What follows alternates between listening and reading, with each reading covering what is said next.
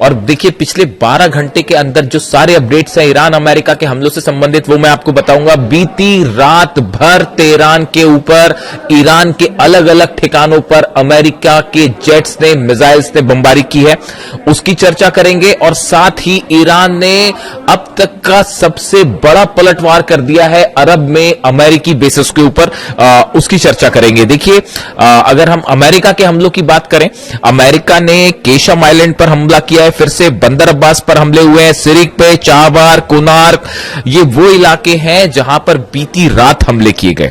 इसके अलावा एक बार फिर ग्रेटर तुम और लेजर तुम जो इलाके वहां पर और अबू मूसा आइलैंड के ऊपर हमले किए गए। यानी करीब 10 ठिकाने ऐसे हैं ईरान के जिसके ऊपर बीती रात जो है अमेरिका की तरफ से बड़ी स्ट्राइक्स की गई है और कई घंटों तक ये बमबारी की गई। उसका नतीजा ईरान ने जबरदस्त पलटवार किया है और बताया जा रहा है कि ईरान की तरफ से एक बार फिर जॉर्डन में, बहरीन में और कतर में तीनों जगह जो है वो अमेरिका की बेसिस को एक बार फिर हमले किए गए हैं।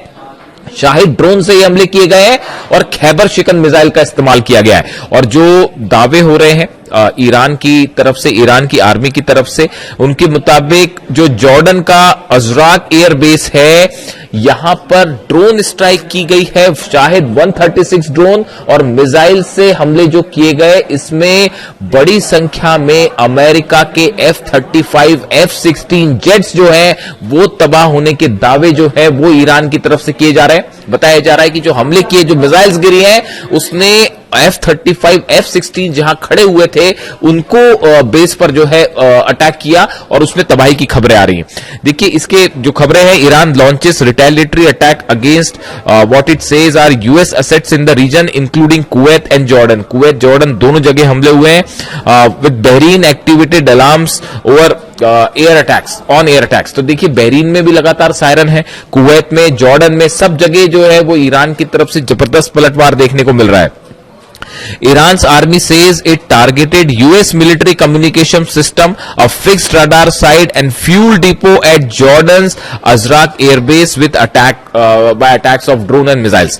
देखिए ये ईरान का जो दावा है कि जो हमले हुए खासतौर पर जॉर्डन में, यहां पर रडार साइट्स जो थी अमेरिका की वो तबाह की गई हैं। इसके अलावा यूएस मिलिट्री का जो कम्युनिकेशन सेंटर था उसको तबाह कर दिया गया है। साथ में जो फ्यूल डिपो था जहां से फाइटर जेट्स में तेल भरा जाता था उसको उड़ा दिया है। ये हमले बिल्कुल वैसे ही जवाब है जो अमेरिका कर रहा है। देखिए अगर आप हमलों को समझें, जो अमेरिका की तरफ से हमले हो रहे हैं, खबरें दो तरह की है। जो इनसाइड स्टोरी मैं आपको बता रहा हूं, दो तरह की बड़ी डेवलपमेंट्स हैं जो आप अगर अमेरिका के उस सर्कल को एनालिसिस करें जो इस समय डोनाल्ड ट्रंप को एडवाइस कर रहा है। देखिए आपको अगर खबर समझनी है कि अब आगे क्या होगा और ये जो हमले हैं इनका नेचर क्या होगा, इजराइल की एंट्री क्यों नहीं हुई, ये बड़े ही महत्वपूर्ण सवाल है। और देखिए आप अगर उन बयानों को एनालिसिस करें जो डोनाल्ड ट्रंप के करीबी हैं और उनके एडवाइजर्स हैं, जिनकी बात, ये फैसले डोनाल्ड ट्रंप नहीं लेते हैं कि हमला करना है, कब करना है, पहले करना है, बाद में करना है। उनके एडवाइजर्स उनको बताते हैं कि ये हमले करने हैं। तो वो एडवाइजर्स जो एडवाइस देने का काम करते हैं, उनके हर बयान पर उनकी क्या सोच है उस पर नजर रखना जरूरी है। अब देखिए हुआ ये कि आप देखिए जो हमले का नेचर है ये बताता है कि ईरान के जितने कम्युनिकेशन सेंटर्स हैं, मिसाइल सेंटर्स हैं, लॉन्च पैड्स हैं, जो रडार सिस्टम है, इनको कमजोर करने की कोशिश की जा रही है ताकि अगर ईरान के खिलाफ कोई बड़ा ऑपरेशन किया जाए तो उसमें जो है ईरान पर जो है ग्राउंड ऑपरेशन किया जाए। इस तरह की खबर है। आप देखिए ग्रेटर तुंब और लेजर तुंब और अबू मूसा, ये 3 आइलैंड्स ऐसे हैं जिस पर अब अमेरिका लगातार हमले कर रहा है। इनके क्या मायने हैं? ये तीनों जगह ऐसी हैं, दीज आर ये जो तीनों जगह ऐसी हैं, इनके बारे में कहा जाता है अगर आपको हॉर्मूज को कंट्रोल करना है तो ये तीनों जगह पर अगर आपने कब्जा कर लिया तो ये यहां से जहाज को निकलना आना स्ट्रैटेजिक लोकेशन पर जो है वो आपका कब्जा हो जाएगा। Like other islands in the vicinity of the state of Hormuz such as Qeshm island, this significance lies is the very fact that whosoever control those islands has an upper hand when it comes to control authority over the Strait of Hormuz।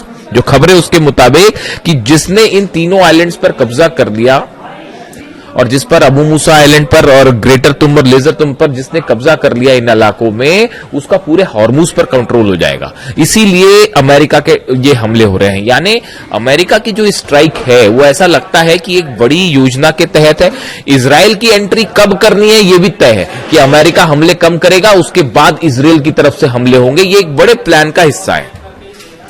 लेकिन अब हुआ क्या, देखिए मामला कैसे गड़बड़ा गया। मामला ऐसे गड़बड़ा गया, ये हर बार होता है, ये पहले से हो रहा है, हर बार होता है। जो स्ट्राइक करी ईरान ने वो अमेरिका के अंदाज से और इजराइल के अंदाज से और कहीं भारी निकल गई। और जो कल मिसाइल मारी गई है फतह 2 और जुल्फिकार और खैबर शेकन मिसाइल्स जो मारी गई हैं, जो खुर्रमशहर 4 मिसाइल्स मारी गई हैं, उससे जॉर्डन में यह हाल है कि अमेरिकी सेना को भागना पड़ गया है वहां के बेसिस से। इतना बुरा हाल हो गया है वहां पे। ऐसे ही हाल बहरीन का है, वो 5वां बेड़ा जो है वो तो खड़ा ही नहीं हो पा रहा, वो बेड़ा फ्लैट ही हो चुका है। वहां पे इतने ज्यादा हमले हो चुके हैं, वहां रनवे खराब तबाह हो गया, हेडक्वार्टर तबाह हो गया, रडार सिस्टम उड़ गया है, अर्ली वार्निंग सिस्टम है वो तबाह हो गया है। ऐसी हाल कतर में है। कतर में तो आप सोचिए कि ईरान के विदेश मंत्री दौरे पर जा रहे हैं और उसी दौरान भी हमला हो रहा है। और साफ मैसेज है ईरान का कि भैया हमारी अरब देशों से कोई दुश्मनी नहीं है, हमारी अरब देश की जनता से कोई दुश्मनी नहीं है, लेकिन आप अपने बेसिस बना रखे हैं, अमेरिका की अपनी जगह दे रखी है, तो वो सारे बेसिस पर हमला हो रहा है। ये साफ मैसेज है ईरान की तरफ से। अब देखिए ये जो प्लानिंग है ये गड़बड़ा ऐसे गई कि जो हमले पलटवार किए ईरान ने, देखिए स्ट्रेट ऑफ हॉर्मुज बंद है और हॉर्मुज में भारी पड़ रहा है ईरान, इसमें कोई शक नहीं है। करीब मेरी जानकारी के मुताबिक 15 शिप्स ऐसे हैं जो ईरान की तरफ से हमले किए गए, यानी ईरान की परमिशन के बिना वहां से जहाज नहीं निकाले जा सकते। बात नंबर 1। बात नंबर 2, अमेरिका फिर ब्लॉकेट करके खड़ा है। ये जब आप ब्लॉकेट, जितनी ज्यादा जंग जो है, जितनी ज्यादा इस जंग को आगे खींचने में ईरान कामयाब हो जा रहा है, उतनी करारी हार हो रही है अमेरिका की। इस बात को समझिए। दुनिया के सुपर पावर्स मिलकर पिछले 5वां महीना शुरू हो चुका है, ईरान को नहीं हरा पा रहे। हराना तो छोड़िए, वो आपके बेसिस जला रहा है, ऐसे बुरी मार मार रहा है कि आप याद करो। आप सोचिए डिफेंस काय का डिफेंस, वो जॉर्डन में जो मार मारी है ना ईरान ने, उसकी तस्वीरें अभी देखिए। क्या है कि दावे ही हैं, अभी वो सच्चाई निकल के सामने नहीं आएगी। वो आएगी भी तो कब आएगी, बाद में पता चलेगा। एक महीने बाद कोई सीनेट की रिपोर्ट आएगी या कांग्रेस की रिपोर्ट आएगी, उसमें बोल दिया जाएगा कि भैया इतने प्लेन जल गए और ऐसा हो गया और वैसा हो गया। तो उसके बाद फिर जो है वो बात निकल के सामने आएगी। तो अभी हालात ये है कि जॉर्डन में बड़ा नुकसान हुआ है, बहरीन में बड़ा नुकसान हुआ है और कई फाइटर जेट्स जल गए अमेरिका के। जब मिसाइल्स गिर रही थी, ड्रोन्स गिर रहे थे, तो सोल्जर्स को भागना पड़ गया वहां से। इस तरह के भी वायरल वीडियोज हैं। तो अब प्लान जो था वो गड़बड़ाने लग गया है। और आज 5वां भी नए हमले का 5वां दिन है।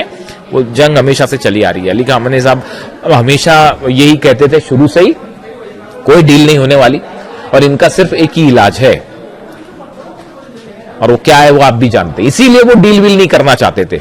अली खामनेई साहब जो है ईरान के सुप्रीम लीडर, मैं इसलिए बार बार इस बात को दोहराता हूं, उनसे बेहतरीन मिलिट्री कमांडर आपको नहीं मिलेगा। वो जानते थे शुरू से कि क्या किसके मन में क्या मंशा है, कैसे रिसोर्सेस पर ईरान की कब्जा करने का प्लान है। वो हमेशा से इस बात को कहते रहे, इसीलिए वो कोई डील वील के चक्कर पे नहीं थे। और अब देखिए हालत वही है। आखिर ईरान भारी पड़ रहा है और मिसाइल्स के दम पे ही भारी पड़ रहा है।